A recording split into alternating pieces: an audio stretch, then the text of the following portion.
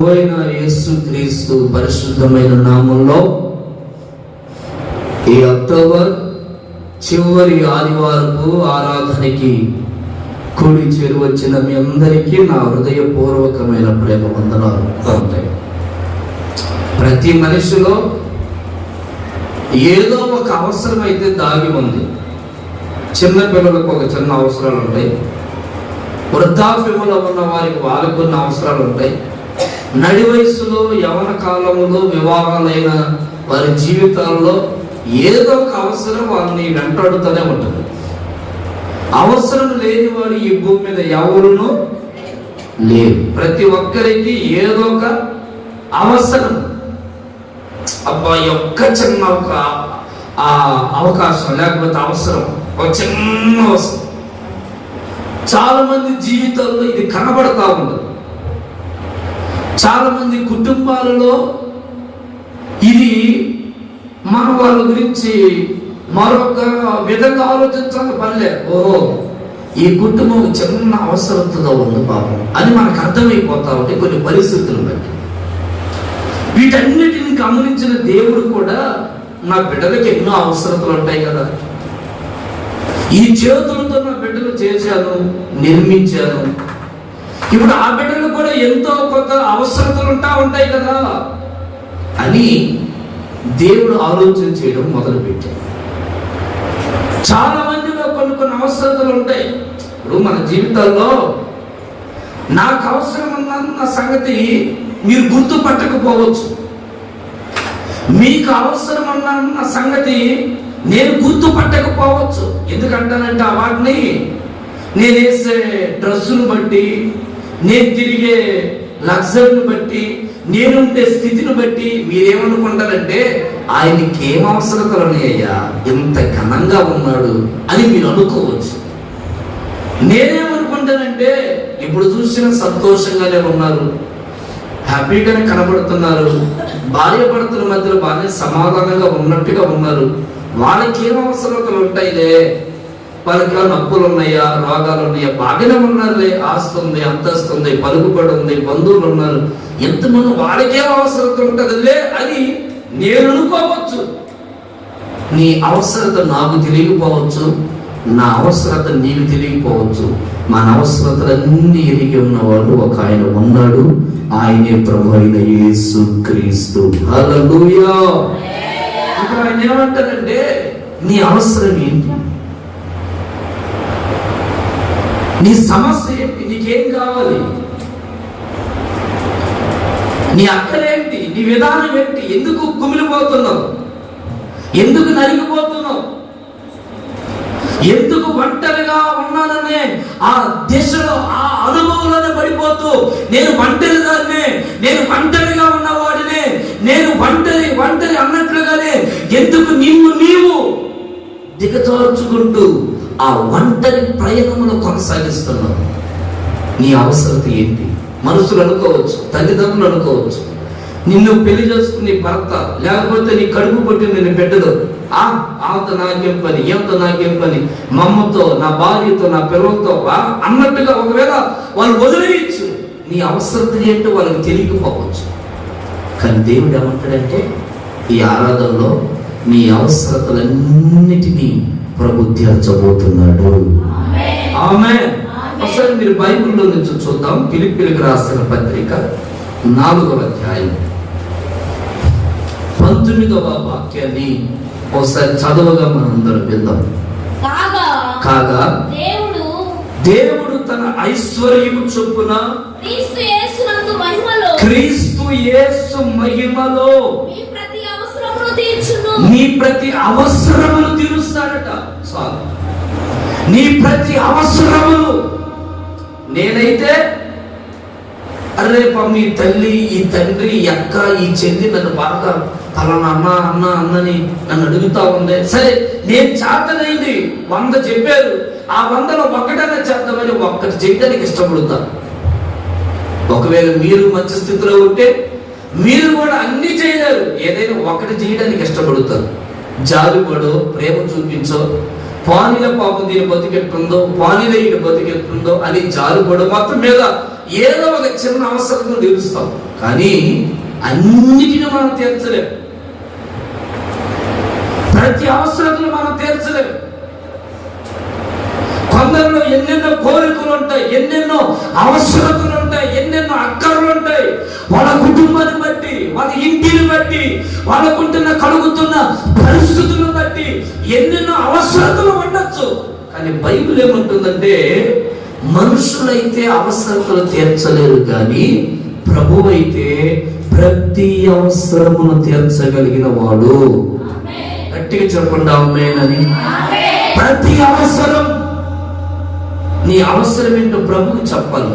అక్క, అన్న, చెల్లి, తమ్ముడా, అయ్యా, దేవుని మందిరములో ఉన్న మనము, నా అవసరతలు తీర్చే దేవుడు నా ఎదుట ఉన్నాడు, నా దేవుడే నా అవసరత తీర్చగలిగిన వాడు, నా దేవుడు నా పరిస్థితిని మార్చగలిగిన వాడు, ఆయన తప్ప ఎవరు నా అవసరతలు తీర్చలేరు, ఆయన ఒక్కడే నా అవసరతలు తీర్చగలిగిన వాడు నమ్మితే నిశ్చయముగా నా దేవుడు నీ అవసరములన్నిటినీ ప్రభు తీర్చునుగాక.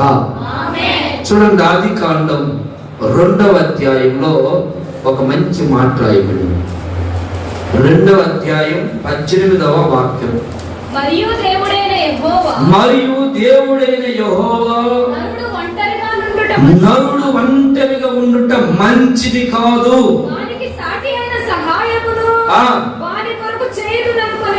చూశారండి. మనిషి అట ఒంటరిగా బ్రతుకుతా ఉన్నాడు. అతనికి ఎన్నో ఆలోచన, ఎన్నో విధానం. ప్రభు చూచాడు, ఇతనికి ఏం తక్కువైందని ఒంటరిగా కూర్చున్నాడు. నోరు తెరిచి అడగలేకపోతున్నాడు. అయ్యా, నాకు అన్ని ఇచ్చావు, తింటానికి పండ్లు ఇచ్చావు, ఆ మంచిగా మందలు ఇచ్చావు, చక్కగా అన్ని చెట్లు ఉన్నాయి, ఫలాలు ఉన్నాయి, జంతువులు ఉన్నాయి, అన్ని ఉన్నాయ్యా, ఇది లేదు అంటానికి లేదు. కానీ ఏంటో ఒక కొరత, ఏదో ఒక దిగులైనదో, ఏదో తెలియని ఒక సమస్య, తెలియని ఒక అవసరత ఆయన వెంటాడుతూ పిప్పి చేస్తావు. కూర్చున్నాడు ఒక దగ్గర, ఆలోచించి ఆలోచించి ఆలోచించి మనస్తత్వం చెంది ఏంటో ఒక అవసరతతో ఆలోచిస్తూ ఆలోచిస్తూ ఆలోచిస్తూ కృంగిపోయి నిద్రపోయి గాఢ నిద్రలోకి వెళ్ళిపోయాడని బైబిల్ చెప్తుంది. ఇక ఆయన నిద్రపోయిన తర్వాత దేవుడు ఆలోచన చేయడం మొదలు పెట్టాడు. ఈ బిడ్డని నేను చేతితో చేశాను కదా, వీడికి అన్ని ఇచ్చాను కదా, మరి ఎందుకు వీడు ఏదో ఒక కొరతతో బాధపడుతున్నాడు? ఏంటి ఆ కొరత? ఇతనుకున్న అవసరం ఏంటి? ఇతనుకున్న అక్కరేంటి? ఇతనుకున్నటువంటి ఆ లోటు లేకపోతే ఆ లోపం ఏంటి అని ప్రభు ఆలోచించడం మొదలు పెడితే ప్రభుకు ఒక ఆలోచన కలిగింది. ఇతనికి ఒక అవసరం ఉంది అని. ఏంటి అవసరం అంటే, ఇతడు ఒంటరిగా ఉన్నాడు. ఇతని అవసరం అది. ఈరోజు నీ జీవితంలో నీకు అవసరం ఏంటి? నీ కుటుంబంలో తినడానికి లేదా? కట్టుకోవడానికి వడ్డీలు ఎక్కువైపోతూ సరైనటువంటి స్థితి లేదా? ఒకవేళ నీ జీవితంలో సమృద్ధి అయినటువంటి ధనం, సమృద్ధి అయిన పోషణ, నీ కుటుంబంలో నీ బిడ్డలు ఒకవేళ నీ మాటకు లోబడక విభిన్నలైపోతున్నారా? అది నీ అవసరమా? అది నీ అక్కరా? అది ఏదైనా కానీ ఏ విషయాన్ని బట్టి నువ్వు కుమిలిపోతూ నిరసించిపోతూ నిలుదారిపోతూ ఉన్నావో ప్రభు అంటారు, నిశ్చయముగా నీ అవసరతను ఎదిగి ఆయన నీకు మేలు చెయ్యను గాక. ఆమేన్, హల్లెలూయా. నీ అవసరతను దేవుడు ఎరుగుతాడు. ఒక మాట కూడా రాయబడింది, ఇంకో మాట మీరు చదవండి. మత్తయి సువార్త 6వ అధ్యాయంలో ఉందన్నమాట. 31వ వచనం కూడా చూడండి ఒకసారి. 6వ అధ్యాయం 31వ వచనం. కాబట్టి ఏమి తినాలి, ఏమి త్రాగాలి, ఏమి ధరించుకోవాలి అని చింతించవద్దు. అన్యజనులు వీటన్నిటిని విషయమై విచారించుచున్నారు. ఇవన్నీ మీకు కావాలనని. ఇవన్నీ దేవుడికి తెలియదా? ఈరోజున చాలా మంది, అయ్యా నా అవసరత అది కదా, నా అక్కరది కదా, నా లోటు ఇది కదా, నా సమస్యది కదా అని చాలా మంది కృంగిపోయే వాళ్ళు ఉన్నారు. కానీ దేవుడు చెప్తున్న మాట ఏంటంటే, యేసయ్య స్వయంగా చెప్తున్నాడు, ఎందుకు మీరు చింతపడుతున్నావు? ఎందుకు ఆలోచిస్తూ ఆలోచిస్తూ ఆలోచిస్తూ తినిన అన్నము కూడా శరీరానికి వంట పట్టకుండా నలిగిపోతున్నావు? ఎందుకు రోజు నా బిడ్డలు నా బిడ్డలు నా బిడ్డల పరిస్థితి ఏంటని బిడ్డల గురించి ఆలోచించి ఆలోచించి నీవు పక్క చిక్కిపోతున్నావు?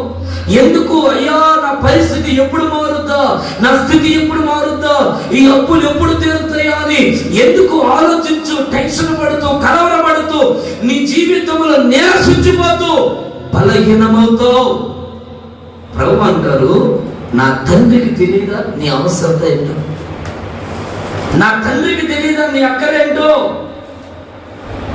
ప్రతి అవసరములు తీర్చగలిగిన వాడు మన పరలోకపు తండ్రి ఉన్నాడు. దేవునికి మహిమ కలుగును గాక. నీ అవసరత ఏంటో ప్రభువుకి చెప్పు, నీ అక్కరేంటో ప్రభువుకి చెప్పు, నీ కొదువేంటో ప్రభువుకి చెప్పు. నువ్వు ఏ విషయంలో నలిగిపోతున్నావో ప్రభువుకి చెప్పు. ఏ విషయంలో చాలని పరిస్థితుల్లో కలవరపడుతున్నావు అని ప్రభువుకి చెప్పు. ఏ విషయంలో మనస్తత్వానికి గురైపోతూ వేదనకి గురైపోతూ పక్క చిక్కిపోతున్నావు అది ప్రభువుకి చెప్పు. ప్రభువే నీ అవసరతలన్నీ ఆయన మహిమలో తీర్చునుగాక. శబ్దం గట్టిగా హల్లెలూయా. చాలా లోకంలో ఉంటాయి ఆశలు ఆలోచనలు. నేను ఇప్పుడు వాళ్ళందరి గురించి చెప్పడానికి టైం లేదు. ఒక 2 లేదా 3 మాటలు చెప్తాం.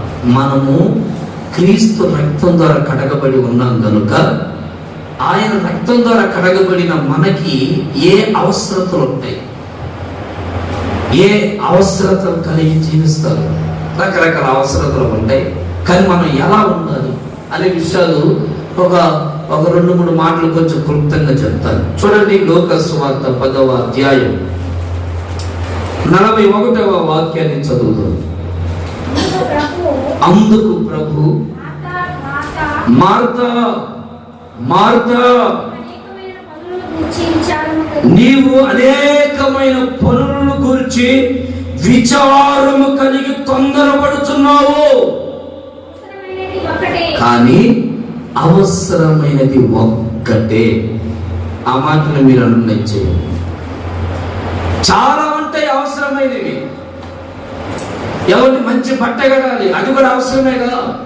మంచి చెప్పులు వేసుకోవాలి, అది కూడా అవసరమేగా. ఎవరికి చక్కగా ఘనంగా లోకంలో కనపడాలి, అది అవసరమేగా. కానీ అవసరమైనది ఒకటి ఉంది. ఎన్నో అవసరమే. నువ్వు వేసుకుంటూ నేను వేసుకుంటాను. మానవాళి భూమి మీద జీవిస్తున్న ప్రతి మనుషుడు ఏదో ఒక అవసరతలో ఉన్నాడు. బట్టలు, తిండి, ఎవరి సౌకర్యాలు, ఇవన్నీ ప్రతి మనుషుడికి అవసరమే. కానీ దేవుడు నిన్ను నన్ను కోరుకుంటుంది అది కాదు. ఏదో ఆయన ఒక స్పెషల్, ఒక ప్రత్యేకంగా దేవుడు మనం ఏర్పాటు చేసుకున్నది ఆయన మనల్ని ఆశిస్తున్నాడు. నేను నీలో కోరుకుంటున్న అవసరం కాదే. తిండా నువ్వు అడగపోయి నేను ఇస్తాను కదా, బట్టల నువ్వు అడగపోయి నేను ఇస్తాను కదా, మరి ఇంకేంటి ప్రభువా అనంటే ఈ మాట అంట విచారిస్తా ఉంది. ఇదిగో అది లేదు ఇది లేదు, ఇంకా లోక సంబంధమైన వాటి విషయమై తొందరపడుతూ ఉందట. తొందరపాటు. దేవుడు ఏమంటారంటే, అమ్మా మార్తా మార్తా, ఎందుకు తొందరపడుతున్నావు? ఎందుకు దిగులు పడుతున్నావు? ఎందుకు విచారిస్తున్నావు? ఎందుకు చింతిస్తున్నావు? ఇవన్నీ లోక సంబంధమైనవి కదమ్మా. ఎందుకు కలవరపడుతున్నావు? ఒక్క అవసరం కలిగి ఉండాలి, ఒక మంచి అవసరత కలిగి ఉండాలి. ఆ ఆధ్యాత్మికమైన మెట్టులకు నువ్వు రావాలా. అవసరతలు అందరికీ ఉంటాయి. ఆ లోకములో ఉండే అవసరతల గురించి కాదు నీవు భక్తి చేయవలసి ఉంది. లోకములో ఉంటున్న అవసరతలు తీర్చుకోవడానికి కాదు నువ్వు గుడికి రావాల్సి ఉంది. లోకములో ఉంటున్న అవసరతలు తీర్చుకోవడానికి కాదు దేవుడు దేవుడు అనవలసి ఉంది. నీకంటూ ఒక అవసరమైనది ఒకటి ఉంది. ఆ ఒక్కటి ఏంటంటే, మరియా చూడు, మరియా ఉత్తమమైన ఎంచుకుందట. ఏంటిదది అంటే యేసయ్య పాదాల దగ్గర ఉండడం. గట్టిగా చప్పట్లు కొట్టండి, కొంచెం గట్టిగా గట్టిగా గట్టిగా. హల్లెలూయా. ఎవరి దగ్గర ఉండాలంట మనం? ఎవరి పాదాల దగ్గర ఉండాలా? యేసయ్య పాదాల దగ్గర. మరియ ఏం కోరుకుంటుందంటే, బాబు తిండొద్దు, ఐశ్వర్యం వద్దు, భూమి మీద నాకు ఏమి వద్దు అంటే దాని అర్థం ఏంటంటే ఇక దాన్ని తోసేయడం కాదు. 3 పూటలు తింటుంది, మంచి బట్టలు కట్టుకుంటుంది, శుభ్రంగానే ఉంటుంది, మరి దాని మీద మనసు లేదు. కానీ ఈ రోజున మరి నీ మనసు దేని మీద? ఏమండి, మరియకేమో ఆశ లేదు, మార్తాకేమయ్యా ఏం చేయాలా, ఏం తినాలా, అబ్బో రేపు ఏం తినాలో, రేపు ఎల్లుండి ఏం తినాలో, దాని గురించి దీని గురించి తొందరపడతా ఉంది. మరియా కూడా ఆమెలాగా తొందరపడట్లేదు. ఈ మాత్రం పోయి శుభ్రంగా యేసయ్య పాదాల దగ్గర కూర్చుందట. అప్పుడు దేవుడు అంటారు, ఇది కదా నీకు అవసరమైంది అంటే. ఇప్పుడు దేవుడు మనల్ని కోరుకుంటున్న కోరిక ఏంటి? మన అవసరతలో ఉండవలసిన మొదటి అవసరం ఏంటంటే ఆయన పాదాల దగ్గర కూర్చున్న వాళ్ళు లేరు. నీకు అర్థమైంది నేను చెప్పిన మాట? తినేవాళ్ళు ఉన్నారు, లేరా? మాట్లాడరా? తినేవాళ్ళు లేరన్నా? బట్టలు కట్టుకునే వాళ్ళు లేరా? సోకు చేసేవాళ్ళు బోర్డు మనం ఉన్నారు, లేరమ్మా? టిక్కు టక్కుని దిగే వాళ్ళు లేరా? ఉన్నారా లేదా? లిప్టిక్లు పెట్టేవాళ్ళు లేరా? ఏం చెప్పండి, ఉన్నారా? మరి అందరూ ఉన్నారు కానీ మరి పాదాల దగ్గర గడిపేవాళ్ళు లేరు. వాళ్ళ సంగతి ఏంటి? మీకు అర్థమవుతుందండి? అందరూ ఉన్నారు కానీ ప్రభు కోరుకుంటుంది ఏంటంటే అది కాదు, నా పాదం దగ్గర ఎవరు గడుపుతారు? ఇది కదా మీకు అవసరం, ఇది కదా మీకు కావాల్సింది. దీన్ని వదిలేసి ఈ నా పాదం దగ్గర ఉండడం మానేసి, మార్తా ఎందుకు అనవసరమైన వాటి మీద ఎందుకు తొందరపడుతున్నావు? అయ్యో, దేవుడు అనేవాడు ఉంటే నాకు గర్భం ఇవ్వడా? దేవుడు అనేవాడు ఉంటే నా పిల్లల అవసరతలు తీర్చడా? దేవుడు అనేవాడు ఉంటే నా కుటుంబ అప్పులు తీర్చడా? దేవుడు అనేవాడు ఉంటే నా బిడ్డని బాగు చేయడా? దేవుడు అనేవాడు ఉంటే నా సమస్యలు తొలగిపోవా? దేవుడు అనేవాడు ఉంటే నా భర్త మారడా? దేవుడు అనేవాడు ఉంటే నా పిల్లలు మారడా అని ఎందుకు నీ నోటిని దుర్భాషలాడుతూ దేవునికి దూరం అయిపోతావు? మార్తా, తొందరపడుతున్నావు. నేనేం తొందరపడుతున్నానయ్యా? మందిరానికి వస్తున్నానుగా, ఆదివారం కూడా చివరి మంచి కానుక రాస్తున్నానుగా, వస్తున్నానుగా, పోతున్నానుగా. ఇది కాదు నాకు కావాల్సింది. వ్యక్తిగతంగా నాతో గడిపే సమయం ఎంత ఉంది? నా పాదాల దగ్గర గడిపే అనుభవం నీకు ఎంత ఉంది? మరి చూడు, నా పాదాల దగ్గర కూర్చొని నేర్చుకుంటా. Praise the Lord. శబ్దం గట్టిగా హల్లెలూయా, హల్లెలూయా. యేసయ్య దగ్గర మన అవసరతలన్నీ తీరుస్తాడట. మన అవసరత ఏంటో ప్రభువుకు తెలుసు. ఆయన పాదాల దగ్గర సమయం హెచ్చించు, ఆయన పాదాల దగ్గర గడపడం నేర్చుకో. అయ్యా, లోకంలో ఎంత సమయం అర్థం చేస్తున్నావు, గంటకి పాదాల దగ్గర కూర్చుంటానయ్యా అని ఒక్క అవసరాన్ని గుర్తుపట్టు. నీ అవసరం ఏమై ఉండాలంటే ఆయన పాదం దగ్గర గడిపే భాగ్యం నాకు ఇవ్వయ్యని అడిగే అనుభవంలోకి నువ్వు రావాలి. Praise the Lord. దావీదు రాజు ఏమంటే సిరి సంపదలకు ఆస్తిపరుడు. మందిరం కట్టాలంటే 100 మందిరం ధన కట్టగలిగిన కెపాసిటీ ఉంది. కానీ దావీదు ఏమంటాడంటే, అయ్యా, ఆ బలిపీఠం దగ్గర పిచ్చుకలు బతుకుతున్నాయి. అయ్యా, ఆ బలిపీఠం దగ్గర ఏం బతుకుతున్నాయి?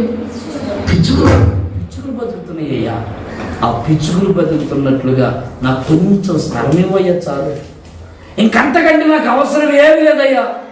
దావీదు దేవుడిని అడగాల్సిన పనే ఉంది. ఎవరిని? చక్కగా పెద్ద ఒక మందిరం కట్టించి పడుకో, లోపలే పెద్ద ఉయ్యాల ఒకటి వేసుకుని ఊగు. ఏమండి, మందిరంలో ఆ దాంట్లోనే పెద్ద ఉయ్యాల ఒకటి వేసుకొని బాగా ఊగులాడుతూ ఉంటే దావీదులు ఎవరేమంటారు? ఏమన్నా అంటారు? ఎవరన్నా మాట్లాడలేదు సమాధానం. ఎవరు ఏమన్నా అంటారా? ఎవరు అంటారు. కానీ దావీదు ఏమంటాడంటే, ఇది కాదయ్యా, నీ సన్నిధిలో ఆ పిచ్చుకలు బతుకుతున్నాయి, చిన్న పిచ్చుకలు. ఆ బలిపీఠం దగ్గర చిన్న పిచ్చుకలు బతుకుతున్నాయి. ఆ సమయం నాకు కావాలయ్యా. వచ్చిపోవడం ఎవరైనా వచ్చిపోతున్నారు, ఇది కాదయ్యా నాకు. గంటలు ఆ బలిపీఠం దగ్గర పిచ్చుకలు బతుకుతున్నట్లుగా నీ పాదాల దగ్గర నేను బతికే భాగ్యం నాకు ఇవ్వయ్యా.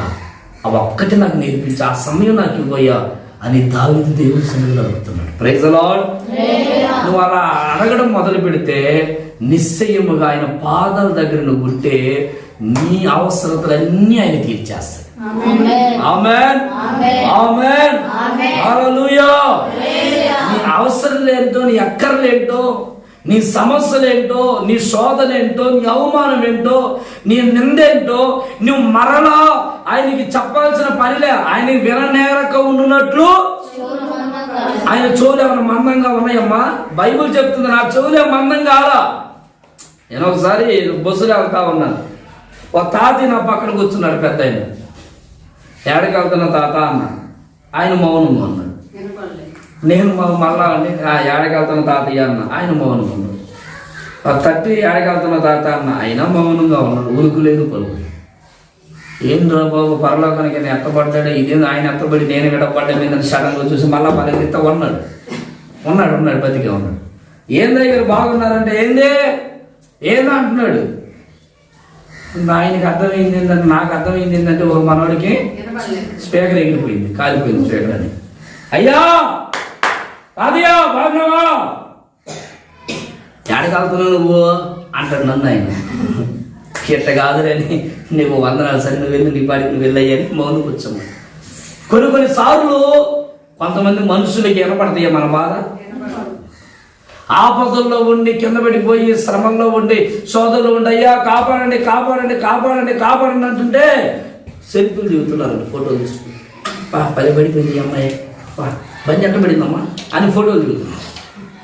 ఈ మధ్య కాలంలో హైదరాబాద్ నుంచి బెంగళూరు వెళ్తున్న బస్సు కర్నూలు దగ్గర కాలిపోతే అందరు సెల్ఫీలు చేస్తున్నారు, వీడియోలు చేస్తా ఉన్నారు. ఒక తమ్ముడు అడవిడిగా సెల్ఫీలు కాదురా అని అద్దాల పగలు కొట్టుకుని లోపలికి వెళ్ళి 10 మందిని కాపాడినాడు. స్తోత్రం చెప్పండి. హల్లెలూయా. ఏ పిచ్చిలో పడిపోయారు జనం. వాటికి సమయం ఎంతెంత సమయం తెలుసా? తెల్లవారుతూ దాకా ఇంకా ఫోన్ పక్కన పెట్టు, ముచ్చట్లు పక్కన పెట్టు, పరిస్థితులు పక్కన పెట్టు. 1 గంట ప్రభు దగ్గర గడుపు, నీ జీవితాన్ని అద్భుతంగా దేవుడు మార్చేస్తాడు. ఆమేన్. గట్టిగా చెప్తాం హల్లెలూయా. చూడండి 39వ వాక్యం. ఆమెకు మరియ తన అను సహోదరి ఉండెను.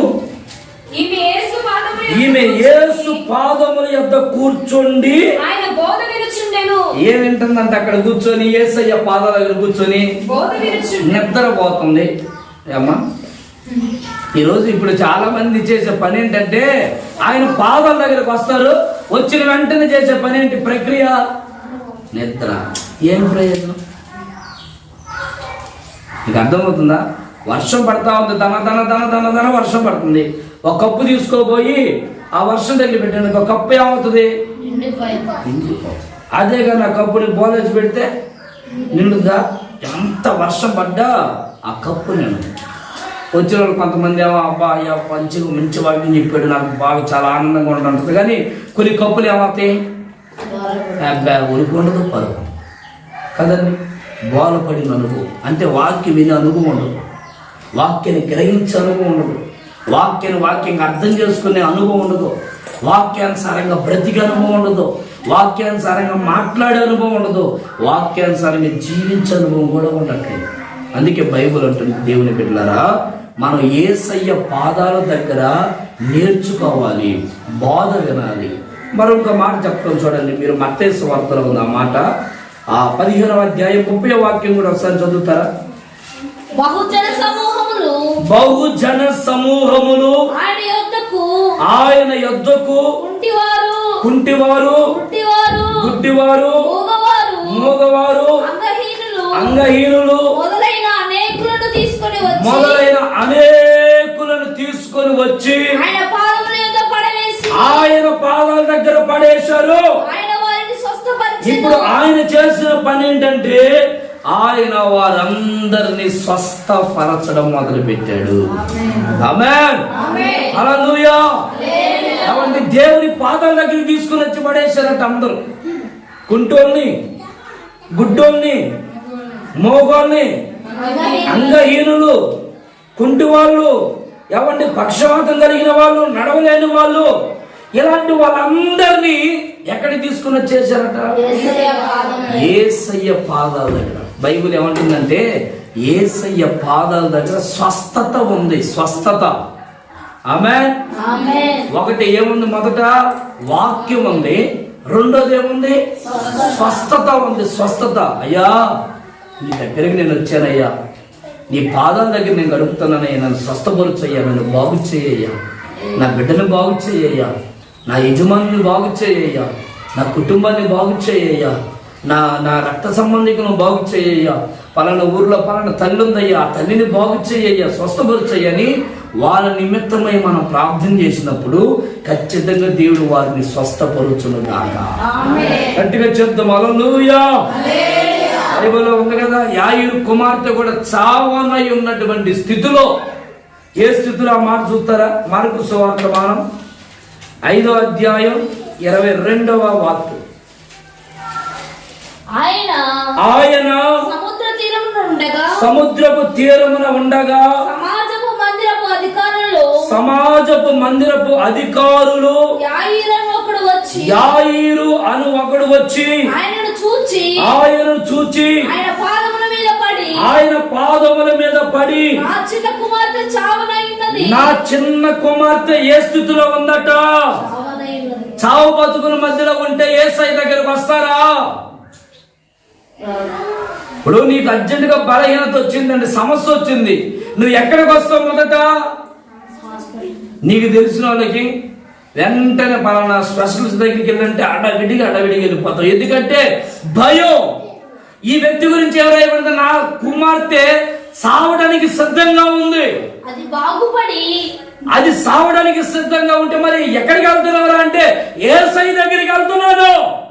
మరి పిచ్చోడా, పిచ్చామని పట్టిందా నీకు? యేసయ్య దగ్గరికి వెళ్ళనేంట్రా? పలానా హాస్పిటల్ ఉంది, అక్కడికి పో. పలానా ఊర్లో, పలానా నెల్లూరు, విజయవాడ, ఒంగోలు, అక్కడికి తీసుకోపో, ఇక్కడ తీసుకోపో అని ఉచితమైన సలహాలు ఇవ్వడం మానేసి యేసయ్య దగ్గరికి వెళ్ళావు అది చెప్పారట. ఈయన పరిగెత్తుకుంటే యేసయ్య దగ్గరికి వచ్చేసి, ఆ స్థితిలో నువ్వు నేనుంటే మనం చేసే పని ఏంటి? ఏం చెప్తారు? మీరేం చేస్తారు? మీరైతే ఏం చేస్తారు? మౌనం ఉంటారా ఆ టైంలో? మీరైతే ఏం చేస్తారు? సమాధానం చెప్పచ్చు కదా, ఏమైంది? అదే ఏ హాస్పిటల్కి వెళ్తారు? వెంటనే ఇక 10 మందిని కనుక్కొని ఇక ఊరు మొత్తం వీళ్ళు మొత్తం వచ్చేస్తారు, పోగు వచ్చేస్తారు, జనాలను పోగు చేసుకొని ఇంకో అటు వెళ్తున్నాను, ఇటు వెళ్తున్నాను, ఆ సలహా చెప్పండి, ఈ సలహా చెప్పండి అని మనం గడ ఉనికిపోయి టెన్షన్, అమ్మో ఇంక అయిపోయింది, ఎట్లా ఉంటుందో ఇంకో పలానా చర్చిలకి ఇచ్చేది ముందట వెళ్ళరా, రే అక్కడికి వెళ్ళరా, ఎక్కడికి వెళ్ళరని అటావిడి చేస్తాం. బైబిల్ ఏమంటుందంటే సావనై ఉన్న స్థితిలో ఉన్న కుమార్తెని యేసయ్య పాదాల దగ్గర పెట్టడం మొదలుపెట్టాడు. ఆయన పాదాల దగ్గర పెట్టిన బిడ్డల్ని ఆయన బాగు చేయడం మొదలుపెట్టాడు. ఆమేన్. హల్లెలూయా. ఈ సమస్య ఏదైనా, అది ఎంత గడ్డు పరిస్థితి అయినా సరే ఆయన పాదాల దగ్గర పెట్టు. ఆయనకు అసాధ్యమైనది ఏదియో ఏముంది? ఆయనకు అసాధ్యం. నువ్వు అడిగితే కొండనైనా తెచ్చి నీ కొరకు పెడతాను. నువ్వు అడగాల. నువ్వేంటంటే వాళ్ళని అడుగుతావు, అమ్మాయి ₹1 అమ్మ వాడికి బాగలేదంట, అక్క ఒక ₹10 అమ్మ వాడికి బాగా, అయ్యా ఒక ₹100 ఆమె చూపించాలని అందరిని అడుగుతావు. అసలు అడగవలసిన దేవుని దగ్గర ఒక 5 నిమిషాలు కూడా అడగవు. అది నీకు వాళ్ళకున్న వ్యత్యాసం కదండి. మనుషులందరిని అడగడానికి ఆ ఇంటికి వెళ్తావు, అక్క ఈ ఇంటికి వెళ్తావు, అమ్మ అయ్యా అని అందరింటికి సమయం గంట సాయంకాలం దాకా గడుపుతావు. ఒక్క అరగంట కన్నీళ్ళు గడిచి నా బిడ్డ ఈ స్థితిలో ఉందయ్యా, ఒక్కసారి నువ్వు దయ్యించయ్యని దేవుని మందిరానికి వచ్చి ఒక్క అరగంట కన్నీళ్ళు కార్చగలవా? ఒక్క అరగంట జస్ట్ గంటలు కాదండి, ఒక్క అరగంట. బైబిల్ అంటుంది ఆ స్థితిలో ఉన్న చావని ఉన్న స్థితిలో ఉన్న ఆ బిడ్డను తీసుకుని వచ్చి మందిరంలో పెడితే ప్రభు ఆయన బాగు చేశాడు. ఆమేన్. హల్లెలూయా. ప్రభు ఆయన బాగు చేశాడంతే, ఆయనకు అసాధ్యం ఏముంది? గరురైన స్త్రీ గురించి బైబిల్ ఏం చెప్తుందంటే ఆమె చనిపోయినట్ట, తన కుమారుడు చనిపోయిన వార్త విని ఇక చిన్నగా సావు గురించి తీసుకొని వచ్చింది. పాస్టర్ గారు నా బిడ్డకు ప్రార్థన చేయి, నా బిడ్డ బతకాల. మీకు రావచ్చు ఆలోచన, నాకు రావాలి ఆలోచన. ఏమని? పాస్టర్ చచ్చిపోయింది తీసుకొని పాస్టర్ దగ్గర పెడితే పాస్టర్ గారు ఏం చేస్తాడు? కార్యక్రమం చేయడం తప్ప ఇంకేం చేస్తాడు? అవునా కదండి. ఏమంటారు, ఇదిగో నా కుమారుడు నేను అడగబోయి నువ్వు ఇచ్చావు కదా, దేవుని ద్వారా కలిగించావు కదా అయ్యా, అందుకని నా బిడ్డ చనిపోయి ఇప్పుడు నువ్వే బతికించు, నాకు సంబంధం లేదని చెప్పి అడవిడిగా సేవకుడి దగ్గరికి వస్తే వాళ్ళ భర్త, వాళ్ళ ఇంట్లో ఉన్న వాళ్ళందరూ, అత్త మామల బంధువులందరూ నీకు పిచ్చి పట్టిందా, ఏమైంది నీకు, బిడ్డ చనిపోయి ఈ స్థితిలో ఉంటే పాస్టర్ ఏమన్నా హాస్పిటల్కి పోదాం, ఊపిరి ఉందో లేదో, శ్వాస వస్తుందో లేదో, ఆక్సిజన్ పెడతాం లేదా గుండెలో వత్తదాం, ఏమి లేవట. మీరందరూ నోరు పోయింది, సేవకుని తీసుకొని వస్తానని సేవకుని తీసుకొని వచ్చింది, గదులకు పంపించింది, సేవకుడు ప్రార్థన చేయడం, ఆ బిడ్డను దిక్కున లేచి సంతోషంగా బయటకు వచ్చేసి praise the lord, praise the lord, hallelujah. ఖాళీగా ఉన్నప్పుడు ఎవరమైనా ఆలోచనలు చేస్తాం, నాకు వస్తాయి మీకు వస్తాయి అందరికి వస్తాయి, అప్పుడు కాదు. సమస్య గడ్డు మీద ఉన్నప్పుడు, శోధన అధికమైనప్పుడు, ఏమండి పరిస్థితులు తారుమైనప్పుడు, అప్పుడు ప్రభు మీద నువ్వు ఆధారపడితే ప్రభు నిన్ను ఎప్పటికీ చేయగలుగుతాడు. ఆమేన్, హల్లెలూయా. యేసయ్యా నీవే నా దిక్కు అని ఒక్క మాట ప్రభువు చెప్పి ఆయన పాదాల దగ్గర నీ కుటుంబ సమేతంగా మోకరించి నన్ను కనికరించయ్య, నా పాపదోషాన్ని తొలగించి నా బిడ్డను బాగు చేయ, నా కుమార్తెను బాగు చేయి, నా కుటుంబాన్ని సరిచేయని ఒక్క మాట నువ్వు అడిగితే ఎంత గడ్డు పరిస్థితి అయినా సరే దేవుడు ఆ కుటుంబాన్ని బాగు చేయడానికి శక్తి కలిగిన వాడు. ఆమేన్. నీ బిడ్డ బాగలేదా, నీ కుటుంబ పరిస్థితి బాగలేవా, నీ పిల్లలు నీ మాట వినట్లేదా, ప్రభువు చెప్పు. ఒక అరగంట సమయం తీసుకొని ప్రభువు చెప్పు, నీ అవసరం అది ఏడు. ప్రభు పాదాల దగ్గర కూర్చొని ఏడు, అయ్యా నా అవసరం ఇదయ్యా, నా బిడ్డ మారలేదయ్యా, నా కుమారుడు మారలేదు. చేతులెత్తి గట్టిగా చెప్తాం హల్లెలూయా, హల్లెలూయా. యేసయ్య పాదాల దగ్గర మీరు గడపండి, నా దేవుడు మీ అవసరతలన్నీ తీర్చును కాక. ఒకసారి మీ పక్కన వాళ్ళకి చేయించి, అక్క ఇకనైనా యేసయ్య పాదాల దగ్గర గడుపు అని అడుగు, చెప్పు.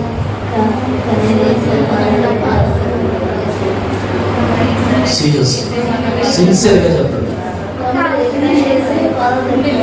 ఇప్పుడు దాకా సమయాన్ని అర్థం చేసావు, పట్టుకో చేయబట్టుకు అంతరంగా అయిపోయింది చెయ్యి.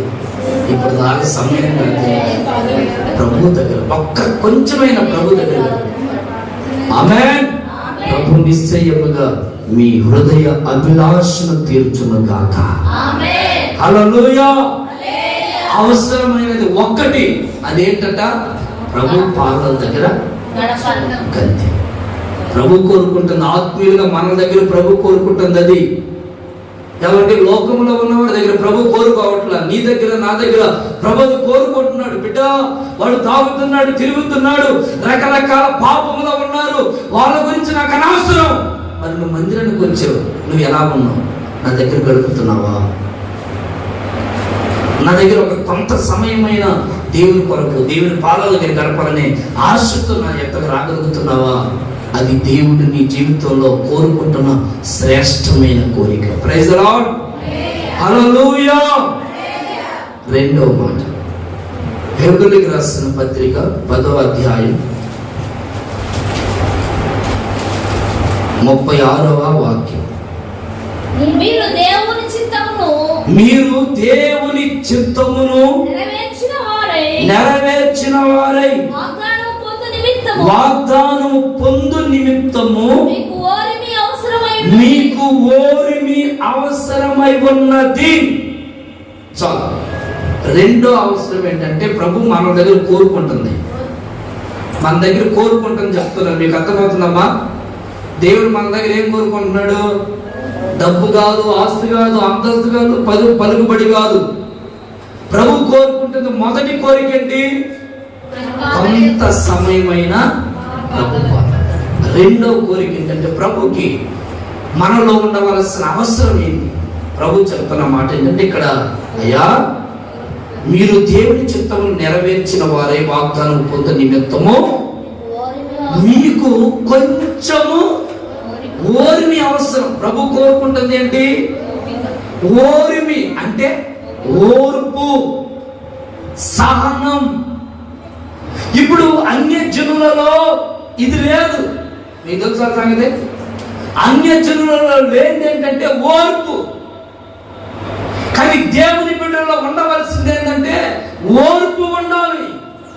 ప్రభు నిన్ను కోరుకుంది దేని కొరకు? నువ్వు సహిస్తువని, భరిస్తువని, ఓర్చుకుంటామని, తట్టుకుంటామని, నిలబడతామని దేవుడిని ఏర్పాటు చేసుకున్నాడు. ఎవరి పాస్టర్ గారు నన్ను ఒక్క మాట అంటే నేను తట్టుకోలేనయ్యా. నువ్వు తట్టుకుంటామనే కదా తల్లి దేవుడిని నువ్వు ఏర్పాటు చేసుకుంది కదా. నువ్వు కొంచెమైనా ఓర్చుకుంటావేమోనని, నా బిడ్డ నా కొరకు భరించుతేమోననే కదా దేవుడు ఈ బిడ్డకి ఓరిని ఉంటుంది అని దేవుడిని ఏర్పాటు చేసుకుంది. కానీ ఈ రోజున ప్రభు ఆశించింది నీలో నాలో అరుదైపోతా ఉంది, కనబడట్లేదు. బైబిల్ అంటుంది ఓర్పు ద్రోహ కార్యాలన్నిటినీ ఏం చేస్తుందట? జరగని పెద్ద పెద్ద కార్యాలు, ద్రోహ కార్యాలంటే ఇక అవమానం, నింద, ఎవరిని సమస్యలు, శోధనలు. చిన్నదే గొడవ అనుకోండి, ఆ గొడవ ఎక్కడ దాకా వెళ్తుందంటే పెద్ద అవమానం వచ్చేదాకా పోతుంది. బైబిల్ ఏమంటుందంటే ఓర్మి ఆ గొప్ప ద్రోహ కార్యం జరగకుండా ఈ చిన్న ఓర్పు ఏం చేస్తుందంటే నిలబెడుతుంది. స్తోత్రం చెప్పండి గట్టిగా. హల్లెలూయా, హల్లెలూయా. ఆ చూడండి, ఓర్పు ఏం చేస్తుందట? ద్రోహ కార్యం జరగకుండా చేస్తుంది. తల్లి, అక్క, అమ్మ, ఒక దైవజనుడిగా హృదయపూర్వకంగా నా ప్రభు ఎందుకు మనల్ని ఉద్దేశించి మాటలు చెప్తా ఉన్నాను. అదేంటంటే దేవుడు నన్ను ఏర్పాటు చేసుకున్నందుకు కొంచెం కాకపోయినా కొంచెమైన ప్రభు కొరకు నేను బ్రతకాలి, కొంచెం కాకపోయినా కొంచెమైన నువ్వు ప్రభు కొరకు బ్రతకాలి. అన్ని జనుల వలె వాళ్ళకి ఓపిక లేక, వాళ్ళకి ఓర్పు లేక, వాళ్ళకి సహనం లేనట్టుగా మనము సహనం లేకుండా, మనము ఓర్పు లేకుండా మనము నిలబడకపోతే ఇంకా వాళ్ళకి మనకి వ్యత్యాసం ఏంటి? వాళ్ళు సినిమాలు చూస్తున్నారు, మనం బైబిల్ పట్టుకొని వస్తారు. ఇంకా అంతకు తప్పించి వ్యత్యాసం ఏమైనా కనబడిందా? ఏమైనా కనబడుతుందా? వాళ్ళు ఒక మాట అనగానే చలిస్తున్నారు, నువ్వు ఒక మాటకి చలిస్తున్నావు. ఇక వాళ్ళకి నీకు తేడా ఏంటి?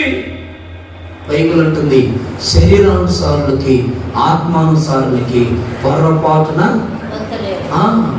అందుకని వాళ్ళలాగా వీళ్ళు ఉండకూడదు, వీళ్ళలాగా వాళ్ళు ఉండకూడదు. బైబిల్ అంటుంది అందుకని ఉంటే చల్లగానైనా వెచ్చగానైనా ఉండగలి, నిన్ను వెచ్చని స్థితి ఉండకూడదు. కాసేపు 2 రోజులేమో అయ్యా నేను తగ్గించుకుంటానయ్యా, ఇక నేను ఏమన్నాయ్యా, అయ్యా నేను ఎంత బాధ అయినా పడతానయ్యా అని 2 రోజులని మరల 3వ రోజు యథావిధిగా ఉంటే ప్రయోజనం ఏముందా? దేవుని చిత్తము నెరవేర్చడానికి నువ్వు ఓపికగా ఎందుకు ఉండాలంటే నీ కుటుంబంలో, నీ బంధువుల మధ్యలో, నీ స్నేహితుల మధ్యలో, నీ అన్నదమ్ముల మధ్యలో, నీ రక్త సంబంధికుల మధ్యలో, దేవుడు నీకు ఇచ్చిన యజమానుల మధ్యలో, దేవుడు నీకు ఇచ్చిన బిడ్డల మధ్యలో ఎందుకు నువ్వు ఓపికగా ఉండాలంటే దేవుని చిత్తము నెరవేర్చబడాలంటే నువ్వు ఖచ్చితంగా ఓపికగా బ్రతకాలి. దేవుని చిత్తము జరగాలంటే, దేవుని ఉద్దేశం జరగాలంటే, ఆయన ప్రణాళిక నీ పట్ల అక్షరాలుగా అది నెరవేర్పులోకి రావాలంటే ఈ కడవరి దినాల్లో నీకు కావలసింది ఓర్పు, ఆ సహనం, ఆ సమాధానం, ఆ ఓర్మి కలిగి మనం బ్రతకడం మొదలు పెడితే ఖచ్చితంగా ఆయన మన పట్ల ఉద్దేశించిన ప్రతి ఉద్దేశము జరుగును గాక. బైబిల్లో ఒక మంచి మాట రాయబడింది, పక్కన చూడండి, యాకోబు పత్రిక 5వ అధ్యాయం. అందరూ తీయట ఒక్కసారక, బైబిల్ ఉన్న వారందరూ ఏమనుకోకుండా అందరూ తీయక. ఆ యాకోబు పత్రిక 5వ అధ్యాయం పక్క పేజీ 7, 8 వచ్చినాను ఒకసారి చదువుతున్నారు, వినండి. అందరూ వినండి బిడ్డలారా, సహోదరులారా, ప్రభు రాకడ వరకు ఓపిక కలిగి ఉండండి. ఆగండి, ఓపిక కలిగి ఉండండి అన్నాడా? ఇప్పుడు ఏమంటున్నాడంటే ఒకసారి చూడండి అక్క, అందరు నా వైపు ఒకసారి చూడండి. వ్యవసాయకుడు తొలకరి వర్షమును కడవరి వర్షమును సమకూడు వరకు విలువైన భూఫలము నిమిత్తము. ఈ మాట అందరూ నా వైపు చూడండి అక్క, తల్లి. దేని నిమిత్తం? దేని నిమిత్తం? విలువైన భూమి. విలువైన భూమి. నువ్వు పంట వేసావు, నీ పంట ఫలం ఒక మంచి వరి పంటగా రావాలంటే ఇప్పుడు దాని నిమిత్తం నీకేం కావాలి? ఓపిక కావాలి, ఓర్పు కావాలి, ఓపిక కావాలి, సహనం కావాలి. ఒక్కొక్కసారి పందులు దొక్కుతా ఉంటాయి, ఒక్కొక్కసారి నువ్వు ఎంత కష్టపడి చుట్టూరు కంచి వేసిన కుక్కలు పొల్లాడుతూ ఉంటాయి. అయ్యో ఏంటో ఇది నా కర్మ అన్నట్లుగా మనస్సు బాధగా ఉంటున్నా, అయినా పర్వాలేదు, అయినా సరే ఒక రోజు రాబోతుంది, ఆ రోజు మంచి పంట పండుద్ది అని ఆ పంట నిమిత్తము నువ్వు ఎలాగుండవు? దేని నిమిత్తం? పంట విలువ నిమిత్తం. ఆ పంట విలువ నీకు తెలిస్తే ఇప్పుడిప్పుడు గింజలు వస్తాయా, ఆ రోజు భలే సంతోషం పడుతుంది, ఇప్పుడు ఏముందలే కానీ అని ఆ పంట, ఆ గోధుమలు లేకపోతే ఆ బియ్యం, ఆ ఒడ్లు కూర్చుకోవడానికి ఆ సమయం వచ్చినప్పుడు ఉండే సంతోషం కొరకు ఈ రోజు నుంచి ఎంతో సహనం. రోజు ఉదయాన్నే పోయి పంట దగ్గర కాపలా కాస్తాం, రోజు చూసుకుంటా ఉంటాం. దేని నిమిత్తం? ఒక మంచి ఫలం, ఒక మంచి పంట నిమిత్తం. అంతేనే కదా, ఓరక పంట వేసి అయ్యి ఏమన్నా కానీ వచ్చింది లేకపోతే లేదా ఆ పంటలు ఏమన్నా అనుకుంటావా? ఎవరో పిచ్చోడు వచ్చాడు అట్లా అనుకుంటాడు, అయ్యి ఏమన్నా కానీ మెంటలోడు. అదే కానీ బాగుండాలా, మంచి పంట వేసుకోవాలనుకున్నవాడు పంట వేసుకుని ఊళ్ళో పెట్టి తిరగడం. పంట వేసుకుని ఏం చేస్తాడంటే పంట దగ్గరే ఉంటాడు, జాగ్రత్తగా చూసుకుంటాడు, ఓపికగా ఉంటాడు కదండి. అవునే కదా, నేను చెప్పిన మాటలు ఏమైనా మీకు అర్థం కాలేదా? కరెక్టే కదా. ఒక పంట వేసిన వ్యవసాయకుడే పంట నిమిత్తం, దేని నిమిత్తం? ఒక సంవత్సరం వచ్చే పంట నిమిత్తమే అంత ఓపికగా ఉంటే పరలోక రాజ్యం ఒకటి ఉంది. ప్రభు రాకడ సమీపంగా ఉంది. ప్రభు రేపు మాత్రం అన్నట్టుగా మన కొరకు రాబోతున్నాడు. నేను దొంగవలె మీ మెద్దలకు రాబోతున్నాడు ప్రభు చెప్తున్నాడు. ప్రభు రాకడ సూచనలు భూమి మీద అనేకమైన చోట్ల జరుగుతూ ఉన్నాయి. ఈ మధ్య కాలంలో గడిచిన వారంలో ఒంగోలులో కూడా భూకంపం వచ్చింది. ఒక 4 నిమిషాలు గడగడ ఒరిగిపోయారు. ఎంత భయంకరమైనటువంటి రాకడ సూచనలు జరుగుతున్నాయి. ప్రభు రాకడ వచ్చే సమయంలో ఓపికను పోగొట్టుకుంటావా? అసమాధానాలతో, గొడవలతో, సంతోషం లేకుండా, కలవరాల మధ్యలో ఓరిని లేకుండా ఎవరి దేవునికి వెనకబడిపోతే ఏం ప్రయోజనం? నువ్వు దేని కొరకు ఓర్మిని పోగొట్టుకుంటున్నావు? చిన్న చిన్న విషయాలు బట్టి, చిన్న చిన్న పరిస్థితులు బట్టి ఈ వ్యవసాయకుడు ఏమంటాడంటే, ఈ పంట నిమిత్తము నేను కడవరి వాన, తొలకరి వాన కొరకు ఎదురు చూస్తూ ఉంటాను. ఏంటి బాబు అంత ఎదురు చూపెట్టి అంత ప్రయాసం ఏంటంటే, అయ్యా ఇదిగో నా పంట ఒక మంచి ఫలములోకి వచ్చిందయ్యా, దాని నిమిత్తము ఎండలనైనా కూడా వేసుకొని, కాళ్ళకు బాగలేకపోయిన బురదైన బురదొక్కుంటా, ఏమంటే పావులంటున్నా, ఎన్నంటున్నా పనులు చేసుకుంటా, నడువు నిప్పులైనా మొక్కలు లాక్కుంటా, దేనికి ఎంత కష్టపడాలంటే ఒక మంచి పంట వచ్చుద్దయ్యా నాకు, దాని నిమిత్తం. ఆమేన్. ఇప్పుడు నువ్వు భక్తి ఎందుకు చేస్తున్నావంటే, భక్తి నిమిత్తము నీవు ప్రభు కొరకు ఓపిక బతకాలి. గట్టిగా చెప్పండి ఆమేన్. హల్లెలూయా. దేవుని కొరకు నిందలు వస్తున్నాయా రాని, అవమానమా రాని, శోధన రాని, కరువా రాని, ఉపద్రవమా రాని, ఎన్ని వచ్చినా ఇవన్నీ వచ్చిన దారిని పోతాయి. నేను నా ప్రభు కొరకు సిద్ధపడాలి అని ఆ ప్రభు కొరకు, ఆ రాకడ కొరకు నువ్వు సిద్ధపాట్లు ఉంటే ఈ తాత్కాలికమైనవన్నీ పోతా ఉంటాయి, వస్తూ ఉంటాయి, పోతా ఉంటాయి, వస్తూ ఉంటాయి, పోతా ఉంటాయి. ఏమంటే రోగం వస్తూ ఉంటుంది, పోతా ఉంటుంది. అవునే కదా, వచ్చేదాన్ని పోతా ఉంటాయి. కానీ మనం దాన్ని గురిగా పెట్టుకొని అయ్యో ఎందుకెలా జరిగిందని కలవరపడవలసిన ఆవశ్యకత లేదు. నీ గురి తప్పిపోతే, నీ గమ్యము తప్పిపోతే, నీ ఉద్దేశం తప్పిపోతే, నీ ప్రణాళిక తప్పిపోతే, ఆ పరలోకము గురించిన అవగాహన నీకు లేకపోతే ఈ భూమి కొరకు నువ్వు ఆరాటపడతావు. అందుకే కదా భూమి మీద అనేక మంది శరీరానుసారం తన్నుకోవడం, తిట్టుకోవడం, కొట్టుకోవడం, ఎవరి బూతులు, స్వశక్తులు, లోకము, వ్యభిచారం, పాపం దిగసరిపోవడానికి ఏంటంటే వాళ్ళకు అవసరమైంది ఇదే మా జీవితం, ఇది తప్ప ఇంకో జీవితం లేదు అని. కానీ ప్రభు అంటారు, మన కొరకు ఒక పునాదులు కలిగిన ఆమేన్, ఆమేన్, హల్లెలూయా ఒక పట్టణం ఉంది. ఆ పట్టణంలో మనందరం ఉండాలంటే ఈ భూమి మీద మనకేం కావాలి? ఓర్మి కావాలి. ఓర్మి. ప్రభువా నాకు ఓర్పు దయచేయ్యా అని మనం అడుగుదాము కాక. హల్లెలూయా. కొన్నిసార్లు సేవకులుగా మీరు అనుకోవచ్చమ్మో, సేవకులు బాగా ఓపికగా ఉంటారు, వాళ్ళకి ఏం కోపాలు తాపాలు రావని. నేనేమన్నా పైనుంచి ఊడిపడ్డవన్నా చెప్పరండి. ఏమా ఆకాశం నుంచి ఏమన్నా దారం పట్టుకొని కింద ముస్సుని దిగొచ్చానా? లేదు, నేను మీకు లాగా మనిషిని కదా. అందుకని నాకు కూడా కొన్ని కోపతాపాలు ఉంటాయి, కోపాలు ఉంటాయి.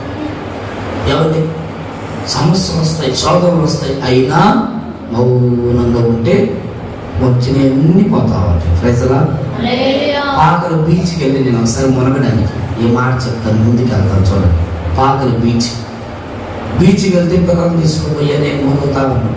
అది వస్తుంది, అలా కడితే బయటకు పోయి పడుతున్నారు. నేనుండి వామూరు ఈ రకం పడుతుంది. అక్కడ ఒక అన్నే, బాబు కొత్తగా వచ్చావా అన్నాడు. అవునన్నా, ఇప్పుడు మనే కొత్తగా వచ్చాను. ఆయన ఏమన్నాడంటే, ఇదిగో ఆలంలోకి నిలబడ్డ వరకు కొడితే పోయి అక్కడ పడితే వడ్డునా. అసలు కానీ నువ్వు సరిగా లేకపోయావనుకో కాలు ఉరుగుతాయి, చేతులు ఉరుగుతాయి, నీ ఇష్టం. ఆలోచినప్పుడు మౌనంగా కింద కొంగు అలా అయిపోద్ది, నువ్వు క్షేమంగా ఉంటావు. స్తోత్రం చెప్పండి. నేను ఈ మాట అంటే అలా అంత పెద్ద పచ్చడి చిన్నగా టోమికి అట్టట్టు పోయిందా అనుకొని సరే చూద్దాం అనుకుంటే అలా ఉస్తుంది. మా అమ్మ అలా అని చెప్పేసి మా ఊరికి కింద కొంగాను. అలా అంత దూరంలో పడుతుంది, ఏమీ హాని కలగలేదు. అప్పుడు అర్థమైంది, ఓకే కొన్ని చోట్ల మనం నేను ఎంత ధైర్యవంతులు చూస్తా అంటే ఇసురు కొట్టి తవ్వుతారు పోయి పడుతుంది అడ్రస్ లేకుండా.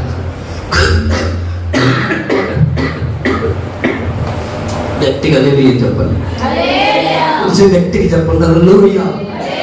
కొన్ని సార్లు మనకి తెలియదు ఏమండి, కొన్ని సార్లు మనం అలిగిమని ఉండాలని ప్రభు చెప్తాం.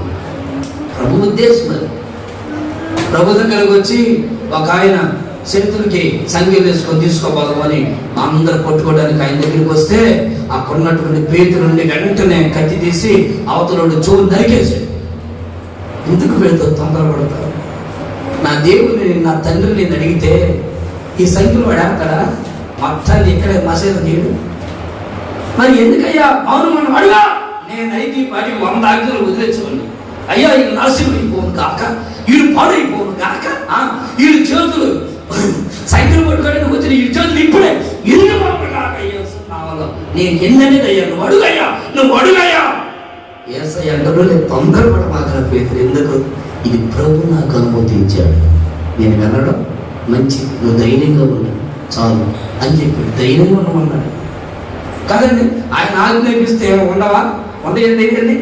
ఎప్పుడో ప్రభువే తలదించుకున్నాడు, సిలువ మ్రాను వరకు తలదించుకున్నాడని బైబిల్ చెప్తుంది. అంతవరకు నీలో నాలో అంతగా పైన కొంతైనా నువ్వు ఊరిని కలిగి ఓర్పు కలిగి నీ కుటుంబాన్ని దేవుడు నిలబెట్టును కాక. నీ కుటుంబాన్ని దేవుడు ఒక నూతనంగా బలపరిచి ఆయన నిత్య రాజ్యములో ఆయన చిత్తము నెరవేర్చున్నట్లుగా ఓపిక మనందరి భూమి మీద బ్రతుకుదుము కాక. గట్టిగా చెప్దాం ఆమేన్, ఆమేన్. ఓర్పు నీ జీవితంలో చాలా చాలా చాలా చాలా చాలా చాలా చాలా అవసరం. ఓర్పు చాలా 2 అక్షరాలుగా ఓర్పు అనే పదం, కానీ అది పెద్ద 2 అక్షరాలైనా ఎంత సమస్య అయినా సరే సదుర్భూమి చేస్తాం. తగ్గించుకుంటాయి, చెల్లి తగ్గించుకో. తల్లి ఎదుట, తండ్రి ఎదుట, భార్య ఎదుట, భర్త ఎదుట, పిల్లల ఎదుట, తల్లిదండ్రుల ఎదుట, దైవజనుల ఎదుట మనం తగ్గించుకున్నప్పుడు, ఓపిక ఉన్నప్పుడు, సహించినప్పుడు, భరించినప్పుడు మనందరినీ ప్రభు ఒకరోజు తన రాజ్యంలో ఉన్నట్లుగా మనల్ని ఏర్పాటు చేసుకున్నాడు కాక. ఆమేన్. సహిస్తుంది ఎవరి కొరకు అది నీకు అర్థం అవ్వాలి. నా తండ్రి కొరకు నేను సహిస్తున్నా అని ఓపిక ఉంటుంది.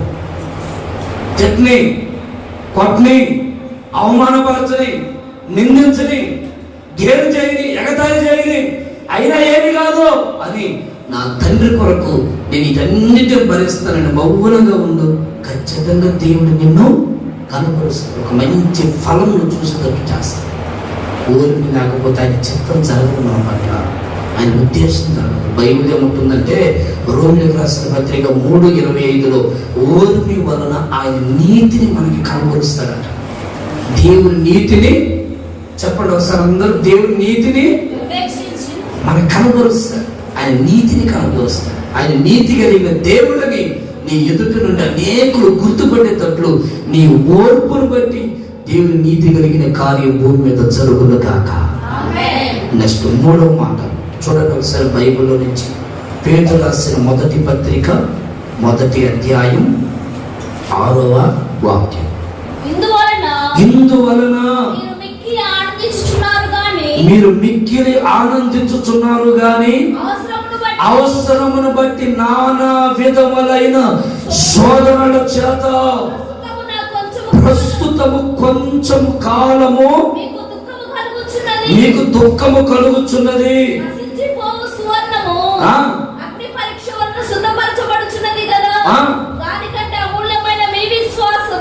మీ విశ్వాసము ఈ శోధనల చేత పరీక్షకు నిలిచినదై దేవునికి మహిమ కలుగును గాక. 3 ఏ అవసరం కలిగి బతకాలి ఆత్మీయులు అంటే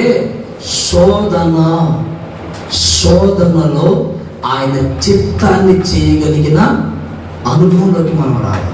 ప్రభు ఎందుకు మనం ఏర్పాటు చేసుకున్నాడు అని అంటే ఈ బిడ్డ నా కొరకు ఎన్ని నిందలైనా భరిస్తాడు.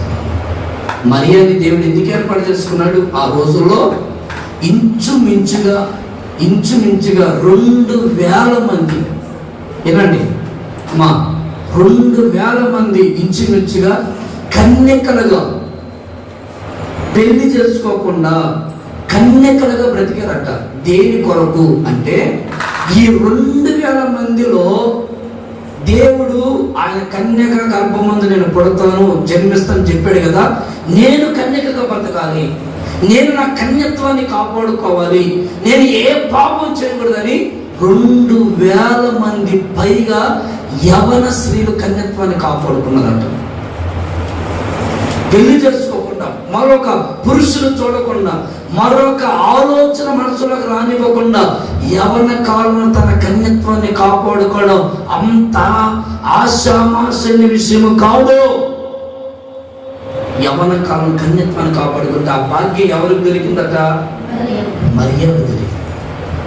దేవుడు ఎందుకు మరియాని ఏర్పాటు చేసుకున్నాడని నేను కొంచెం నా ఆలోచనలో నేను కొంచెం ఆ అవగాహనతో ప్రభుని దగ్గర అడగడం ఆలోచన చేస్తున్నప్పుడు ప్రభు నాకు బయలుపరిచింది ఏంటంటే, అయ్యా 2,000 మంది ఉన్నారు కదా, వాళ్ళు ఒక్కరినైనా ఈ మరియాని ఎందుకు ఏర్పాటు చేసుకుని ఇంకోవాళ్ళని ఏర్పాటు చేసుకోవచ్చు కదంటే ప్రభు నాకు ఇచ్చిన ఒక ఆలోచన ఏంటంటే, చాలా మంది కన్యత్వాన్ని కాపాడుకున్నారా, అంతవరకు బాగానే ఉంది, కానీ నేను వాళ్ళకి గర్భాన్నిచ్చినప్పుడు ఆ నిందలో ఎవరు నిలబడలేదు. అవమానంలో 9 మాసాలు గర్భాన్ని మోసేటప్పుడు భర్త లేకుండా పెళ్లి కాకుండా ఈ అమ్మాయికి పిల్లలు పుట్టాడు, ఏడ తిరిగిందో, ఏడ గర్భం తెచ్చుకుందో అని ఎన్ని నిందలు మోయాలో, ఎన్ని అవమానాలు మోయాలో.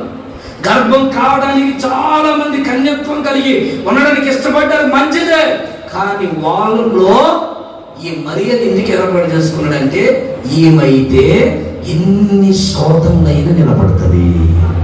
ఆమె చెప్పండి, గట్టిగా చెప్పండి. ఆమె ఇప్పుడు అరుణాకం దేవుడు ఎందుకు ఏర్పాటు చేసుకుంది? ఎన్ని శోధనలైనా నా కుమార్తె భరిస్తుందని ప్రభు ఏర్పాటు చేసుకున్నాడు. ఎవరిని? మిమ్మల్ని ఎందుకు, మన వరం తల్లిని ఎందుకు ఏర్పాటు చేసుకున్నాడు దేవుడు? గొప్పలు ఉన్నారు కదా, ఎందుకంటే ఎన్ని శోధనలైనా నా కొరకు నిలబడుతుంది. మిమ్మల్ని ఎందుకు ఏర్పాటు చేసుకున్నాడు లలితమ్మ తల్లి గారు అంటే, ఎన్ని శోధనలైనా ఈ తల్లి నా కొరకు బతుకుతుంది. మనం అనుకోవచ్చు, అయ్యా ఇంకెవరు లేరా, మన ఇంటి పక్కన ఎంత జ్ఞానం ఉన్నారు, తెలివైన వాళ్ళు ఉన్నారు, లేరమ్మా తల్లి, అందరూ ఉన్నారు కదా. కానీ మరి నిన్ను నన్ను ఎందుకు ఏర్పాటు చేసుకున్నావంటే, నువ్వు ఎన్ని శోధనలైన దేవుని కొరకు భరిస్తావని దేవుడికి ప్రగాఢమైన నమ్మకం. ఆయన నమ్మకం అది. నా బిడ్డ అయితే నిలబడుద్ది, దూషించదు నన్ను. మరియాకి ఎన్ని నిందలు వచ్చినా అన్నిటిని సహించి ఏమండి చక్కగా ప్రసవించిందట. దేవుడు ఆమె కీర్తిని ప్రబలేటట్లు చేయడమే కాదు, ప్రతి ఒక్కరు ఆమెను ఆరాధించేటట్లుగా కూడా దేవుడు చేశాడు. Praise the Lord. ఆమె పేరు తెలియని వాళ్ళంటూ ఏక ప్రపంచం ఎవరు లేరు. అంతగా దేవుడు హెచ్చించాడు. చిన్న నింద, ఒక్క సంవత్సరం మోసిన నింద, ఒక చిన్న సంవత్సరానికి జీవితాంతం తరతరాలు ఆమె పేరు మ్రారు మోగుతూనే ఉంది యేసునామములో. హల్లెలూయా. ఒక నెల, 2 నెలలు, సంవత్సరం, 10 సంవత్సరాలు, ఎన్నో రోజులు కావచ్చు. మన జీవితంలో ఎన్నో శోధనలు రావచ్చు. కొంతకాలం ఈ శోధనలు సహించు, భరించు. దేవుని నీ మీద పెట్టుకున్న ఆ నమ్మకాన్ని గుమ్ము చేయి. మాకు అయ్యా ఏం చేశాడయ్యా దేవుడు, నా బిడ్డకు మేలు చేయొచ్చుగా, నేను అనుకున్న జరిగిందా అని దేవుడు లేడు, గీవులు లేడు, నేను వెనక్కే వెళ్ళిపోతానని దేవుడు వదిలేసి మరలా లోకం వైపు తిరగద్దు, శోధనలు సహించిన వారై అని బైబిల్ చెబుతుంది. సహించండి. శోధనలు సహిస్తే బైబిల్ అంటే ధన్యులంట. మీరు ధన్యులుగా దేవుడు ఇచ్చాడు, మనల్ని ఇచ్చాడు. నీకెన్నో నిందలు ఉన్నాయి, నీకెన్నో అవమానాలు, నీకెన్నో బాధలు, నాకెన్నో సమస్యలు, మనకెన్నో రోగాలు, ఇబ్బందులు. ఇవన్నీ దేవుడికి తెలియదా అని నీకు నాకు ప్రశ్నలు ఉండొచ్చు. అన్ని ప్రభుకి తెలుసు. కానీ ఈ శోధనలో నువ్వు నిలబడితే మెప్పియు, ఘనతయు, మహిమయు కలుగునట్లు దేవుడు నిన్ను హెచ్చించునుగాక. ఆమేన్. ఎందుకు శోధన అంటే మెప్పు కలగాలి. నీకు మెప్పు, ఘనత రావాలా, నా బిడ్డకి ఘనత రావాలా, నా బిడ్డ మహిమ పరచబడాలా అని దేవుడు నీకు చిన్న శోధన పంపించాడు. ఆ శోధన సహించడానికి ఇష్టపడు. ఇది మనకు అవసరమని ప్రభు చెప్తాడు. నువ్వు అనుకోవచ్చు, చెయ్యి, ఈ రోగం నాకు ఎందుకు రావాలా? ప్రభు అంటాడు ఇది నీకు అవసరం. పౌలు ఏమంటాడంటే, అయ్యా ఇన్ని టాలెంట్లు ఇచ్చావు, ఎంత సంఘాలు కట్టి అనుభవం ఇచ్చావు, జ్ఞానం ఇచ్చావు, తెలివి ఇచ్చావు, ఎంతో మందిని బాగు చేశావు, ఎన్నో వరాలు నాకున్నాయి, మరి నా కళ్ళలో ఏంటయ్యా ఈ జబ్బు, ఈ ముళ్ళు తీసేయ్యా అంటే ప్రభు అంటాడు ఇది నీకు అవసరం. ఈ శోధన నీకు అవసరం. ఏమండి, నువ్వు నేను ఆలోచన చేయొచ్చు, పౌలు ఎంత భక్తుడు, ఎంత కనుడు. కానీ ఆయన ఏమంటాడంటే, ప్రభు ఈ బాధ భరించలేకపోతున్నా తీసేయ్యే అంటే ప్రభు అంటాడు ఇది నీకు అవసరమా? ఈ శోధన, ఈ నింద నీకు అవసరం. నీ బిడ్డని మాట్లాడట్లేదా, అదొక శోధన, నీకు అవసరం. అది నువ్వు ఇంకా ప్రభుతో కనెక్ట్ అవ్వాలా, ప్రభుకి దగ్గర అవ్వాలా, ప్రభుతో ఏరుకోవాలా. ఇక ఆయన సన్నిధిలో ఆయనను తప్ప నాకు ఇక ఎవరు లేదని, ఆయన నా దిక్కు, ఆయన నా కోట, ఆయన నా శైలమని, ఆయన యుద్ధకు నువ్వు రావాలి అని ఒక చిన్న శోధనలు సహించువాడు ధన్యుడు. సహించు, భరించు, శోధనలో నిలబడు. నీవు నిలబడగలిగినంత శోధనే దేవుడు నీకు ఇస్తాడు. అంతకు మించి ఎక్కువగా నీకు శోధన ఇవ్వడు. Praise the lord. హల్లెలూయా. నా బిడ్డని నేను పిలిచి, రే విలియం, బాగుంచు, ఇక్కడ లేచురా, ఇదిగో ఆ బాక్స్ పోయి అని నేను వాడి చేత నేను బాక్స్ మోపిస్తానా? మోపిస్తానండి. ఎంత కసాయి తండ్రి అయినా నా బిడ్డ ఇంత పెద్ద బాక్స్ ఎలా మోస్తారా అని ఆలోచన కదా. ఒక తండ్రి, శరీర సంబంధం ఒక చిన్న తండ్రి నా బిడ్డ ఇంత పెద్ద బాక్స్ మోయలేడే అని నా మనసులో అంత ఆలోచన ఉంటే, దేవుడు నీ మీద నీకు ఇన్ని శ్రమలు, ఇన్ని శోధనలు, ఇన్ని అవమానాలు అనుమతించి నువ్వు కష్టపడాలా, నలిగిపోవాలా, ఏడవాలా, కృంగిపోవాలా, దిగజారిపోవాలా అని దేవుడు అనుకుంటాడా? అస్సలు కనుక ఒక శారీరమైన తండ్రికే నా బిడ్డ గురించి అన్ని ఆలోచనలు ఉంటే, పరలోకములో ఉన్న తండ్రికి నీ గురించి ఎన్ని ఆలోచనలు ఉంటాయి. ఎంత అనుభవం, ఎంత ప్రణాళిక ఉంటుంది నీ పట్ల, నా పట్ల. అయ్యా నువ్వు గొప్ప దేవుడు అయ్యా, ఎంతో గొప్ప ప్రణాళికతో నువ్వు మా మధ్యలోకి వచ్చావు. ఏమంటే ఒక మనిషిగా ఈ భూమి మీదకి వచ్చి మహిమను వదిలిపెట్టి భూమి మీదకి వచ్చి మనతో ఉండి మన పాపమంతా తన భుజాల మీద మోసి మన కొరకు రక్త సిద్ధంగా మారిపోయాడట దేవుడు. ఎందుకెంత రక్త సిద్ధంగా మారిపోయాయి అంటే, నా బిడ్డలకి నేను ఉండే రాజ్యంలో నా బిడ్డ ఉండాలి. ఆమె చెప్పండి గట్టిగా, కొంచెం గట్టిగా చెప్పండి. ఆమేన్, ఆమేన్, ఆమేన్. కానీ ఏదో పడేయండి, సింహాల గోడలో పడేయండి. అయ్యా నీ బిడ్డనే కదంటయ్యా. ఎంత 3 రోజులు కదా, రోజుకు వచ్చి 3 పూటలు ప్రార్థన చేస్తాను, నన్ను ఎట్టేస్తావయ్యా సింహాలు, నీకు జాలి లేదంటయ్యా, నీకు దయ లేదా, నీకు కనికరం లేదా? 3 పూటలు కదయ్యా నీ కొరకు ప్రార్థన చేస్తాను, ఎవరు చేస్తున్నారయ్యా? నేను 3 పూటలు ప్రార్థన చేసిన వ్యక్తి నేను తీసుకుపోయి సింహాల బోన్లు చేస్తావేంటయ్యా అని దానియేలు ఎక్కడ కలవరపడలేదట. ఈ శోధనను నాకు అనుభూతించావు ప్రభు అని పోయి ఆ బోన్లో పడిపోయాడు, ఆ సింహాల బోన్లో పడ్డాడు. బైబిల్ రాయబడి చిన్న శోధన సహించాడు, దేవుడు సింహాసనాన్ని ఎక్కించేసాడు. గట్టిగా చెప్పండి హల్లెలూయా, హల్లెలూయా. సింహాల బోన్ అంటే తమాషానా? నువ్వు నేనైతే అయ్యా నేను ఎంత పెద్ద భక్తుడిని, 3 పూటల ప్రార్థన చేస్తున్నా. ఎవరు చేస్తారు ప్రార్థన? 3 పూటల తిండమే కష్టమైతే 3 పూటల ప్రార్థన చేస్తున్నా. నేను ఎంత నమ్మకస్తుని, నన్ను ఎలా చేస్తావయ్యా? నీకు అసలు కళ్ళు కనపడుతున్నాయా? అసలు నువ్వు దేవుడు లేదా అని ఎన్నో ప్రశ్నలు, ఎన్నో బాధలు ఆయన్ని ఇంకా కుమిలిపోయేటట్లు నేనైతే మాట్లాడి ఉండేవాడినేమో. కానీ దానియేలు అలా మాట్లాడే ఇష్టపడదు. దానియేలు ఇష్టపడింది ఏంటంటే, ఎందుకు దేవుడు నాకు ఈ శోధన ఇచ్చాడు, నేను నిలబడతానని నా ప్రభుకు నమ్మకం ఉంది. ఆమె చెప్పలేదు. దానియేలు నీ మీద నమ్మకం మీద పక్కనోడి మీద లేదా? వాడు నిలబడ్డామో, అందుకే దేవుడు నాకు ఇచ్చాడు ఈ అవకాశాన్ని సద్వినియోగం చేసుకోవాలని పోయి ఆ సింహాల బోన్లో ఉంటే, ఈ సింహాల బోన్లో ఉన్నందుకు దేవుడు రాజుగా ఆ దానియేలుని ఆ స్థానంలో ఒక ఉన్నతమైన స్థితిని ఇచ్చాడు. Praise the Lord. గట్టిగా చెప్తాం హల్లెలూయా, హల్లెలూయా. షద్రక్, మేషక్, అబేద్నెగో ఇలాంటి వాళ్ళు చిన్న శోధనలోకి నిలబడ్డారు. దేవుడు వాళ్ళని ఖ్యాతిగా శోధన సహించారు. ఇది అవసరం అని ప్రభు మనకు చెప్తున్నాడు. ఈ శోధన నీకు అవసరం. ఈ నింద వస్తుందా? ఆ నింద నీకు అవసరమేమో. దాన్ని ప్రశ్నించడానికి ఇష్టపడమా? ప్రశ్న ప్రశ్న ప్రశ్న ప్రశ్న ప్రశ్నగానే మిగిలిపోద్ది. ప్రభువా ఇది నాకు ఎందుకు అనుమతించావు? సరే, ఏం జరిగినది నీ చిత్తమే అని ప్రభుకి అప్పగించావు. కొన్నిసార్లు మన భర్తే మనకి శోధన కదండి, మన పిల్లలే మనకి అరుణక భయంకరమైన శోధన, మన పిల్లలే మనకి పెద్ద శోధన. ఎవరిని? మన ఇంట్లో ఉంటున్న మన తల్లిదండ్రులే మనకు కొన్నిసార్లు శోధన. మన ఇంట్లో ఉంటున్న మన కడుపు పుట్టిన బిడ్డలే మన వాళ్ళకి శోధన, వాళ్ళు మనకు శోధన. మనం ఏమనుకుంటాం, నా బిడ్డ నాకు పెద్ద సాధారణంగా నాకు పెద్ద శోధన అయిపోయింది నాకు అనుకుంటాం. వాడు ఏమనుకుంటాడు, నా తల్లి నాకు పెద్ద శోధన అయిపోయింది. ఒకరు అనుకుంటాం. ఏది ఏమైనా జరిగింది నీ చిత్తమే ప్రభు అని నువ్వు ప్రభుకు అప్పగించుకుంటే ప్రభువే నీ మార్గాలన్నిటినీ సరళము చేయను గాక. ఓ దైవజనుడిగా హృదయపూర్వకంగా నేను మీకు తెలియపరిచే మాట ఏంటంటే, చూడండి ఒకసారి ఆ మాటను. కొరింథీయులకు రాసిన మొదటి పత్రిక 10వ అధ్యాయం 13వ వాక్యం చూడాలి. 10:13. సాధారణముగా మనుషులకు కలుగు శోధన తప్ప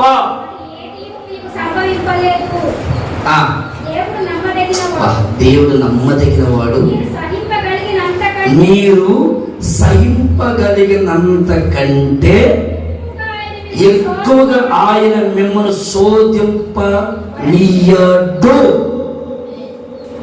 దేవుడు మిమ్మల్ని అనుమతించడు.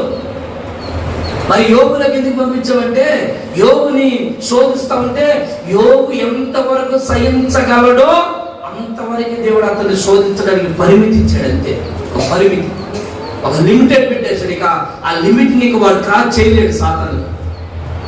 అంతవరకే పర్మిట్ ఇచ్చాడు కదా, అంతవరకు సాతాను శోధిస్తానే ఉన్నాడు. ఇక అతన్ని మించలేదు. ఒక చిన్న తండ్రి భూమి మీద ఉన్న తండ్రికి బిడ్డకి అంత భారం పెట్టడానికి ఇష్టపడితే ప్రభు అంటారు, నా బిడ్డలకి నేను ఇంతకంటే పెద్ద భారం పెడతానా? నేను ఏమన్నా కషాయి కొన్నా? ఏమండి, నాకేమైనా కళ్ళు లేవా, చెవులు లేవా, చూపు లేదా? మీరు నా మాట వినలేదు, ఇప్పుడు ఇంకా మీ కోత తెచ్చి వదిలించండి నా అన్నాడు ఆయన. అయ్యేమన్నా ఆయన చెప్పిన మాట ఏంటంటే, పిల్లరా శోధన సహించండి, నీ నుండి రాజ్యంలో మీరు ఉంటారు. ఆమేన్, హల్లెలూయా. శోధన చిన్నదే. ఈ మధ్య ఒక అంతకుముందు నేను చిన్నప్పుడు చదువుకునేప్పుడు ఒక అడ్వర్టైజ్ వచ్చింది, మరక మంచిదే, మరక మంచిదే, సర్ఫెక్స్లా అమ్మ 2 సరుపు ఉందని యాడ్. మరక మంచిదే, దేనికి? ఆల డబ్బా ఉంది. అలాగని చెప్పేసి ఊళ్ళంతా ఇంకా బట్టలన్నీ మరకలు చేసుకోమని కదా దాని అర్థం. ఎప్పుడన్నా ఒకసారి చిన్న మరకలు పెడితే దాన్ని క్లీన్ చేసుకోవడానికి ఒక డబ్బా ఉంటుంది. చిన్న శోధన వస్తే ఆ శోధనకి మందు ప్రార్థన ఒక్కటే. ఆ ప్రార్థనే నీకు ఒక ఆయుధముగా మారును గాక. ఆ ప్రార్థన నీ శోధనన్నిటిని తప్పించును గాక. ఆ ప్రార్థన నా ప్రభు రాకడలో మనందరము కనబడేటట్లు సిద్ధపరుచును గాక. గట్టిగా చెప్తామనే ఇది అవసరం. ప్రభు చెప్తాను ఇది అవసరం. ఒకటి ఏది అవసరం మనకి? అందరు గట్టిగా చెప్తారా నోరు తెరిచి? ఆయన పాదాల దగ్గర కూర్చోవడం అవసరం. 2 ఓర్పు అవసరం. 3 శోధన అవసరం. అంటే శ్రమలు అవసరం. గట్టిగా చెప్పండి, శ్రమలు. ఇప్పుడు మీ అవసరంతో చెప్పండి అన్నాను అనుకోండి, ఇక మొదలు పెడతారు. ఇక బుక్ రాసి ఆ పై పాస్టర్ గారు ఈ వారానికి బుక్ ఇచ్చారు, వచ్చే వారానికి ఇంకో బుక్ చేస్తా. అన్ని అవసరములు అయ్యా చెప్పుకుంటే తేవగా నాయనా అబ్బా తెల్లారైపోయిందయ్యా అంటూ నీ అవసరతను మొదలు పెడితే. కానీ ప్రభుకి ఇన్ని ఆశలు లేవు. ఆయనకున్న 2-3 ఆశలు ఏంటంటే నా బిడ్డ నా పాదం దగ్గర గడపాలి, నా బిడ్డ సహించి నేను ఎలా సహించానో నా బిడ్డ వాళ్ళ లాంటి సహనం కలిగి బ్రతకాలి, నా బిడ్డ శోధన సహించాలి, భూమి మీద సహించినట్టు నా బిడ్డ శోధన సహించాలి. ఆ 3 తప్ప దేవుడికి పెద్ద నీ మీద నా మీద అవసరం లేవు. ఆయనకున్న అవసరం ఏంటంటే నువ్వు నేను మనం నమ్మి మనకి బాధ్యత ఇచ్చారు. ఒకసారి ఒకరి చేతిలో ఒకరు పట్టుకొని, అందరూ ఒకరి చేతిలో ఒకరు, ఇద్దరు పట్టుకొని, ఇద్దరు పట్టుకున్నారా? ఒకరి చేతిలో ఒకరు పట్టుకున్నారా? అక్క పట్టుకోండి. అమ్మ కొట్టేస్తుంది కదా, ఇటు పట్టుకో, పట్టుకో అక్క, పట్టుకున్నారా? రైట్, అదే అని చెప్పండి. చేతులు పట్టుకో. ఇవి పెద్ద నాకు శోధన అయిపోయింది. దేవుని మిమ్మల్ని దీవించగా. ఇప్పుడు మీద అంత చెప్పాల్సిన మాట ఏంటంటే యేసయ్యా, అందరు కళ్ళు మూయండి. యేసయ్యా, నేను నన్ను ప్రేమించి నా జీవితంలో మీరు కలిగి ఉన్న అవసరతలను తీర్చే బిడ్డగా నేను కనబడుతును గాక. యేసయ్యా, నీ పాదాల దగ్గర గడిపే భాగ్యం నాకు నేర్పించు. యేసయ్యా, ఎన్ని శ్రమలు వచ్చినా, ఎన్ని బాధ కలిగినా, ఎంత కష్టం వచ్చినా, ఎంత నా హృదయం నలిగిపోయినా ఓర్పుతో ఉండే కృపవయ్యా. గట్టి చెప్పండి, ఓర్పుతో ఉండే కృపవు యేసయ్యా.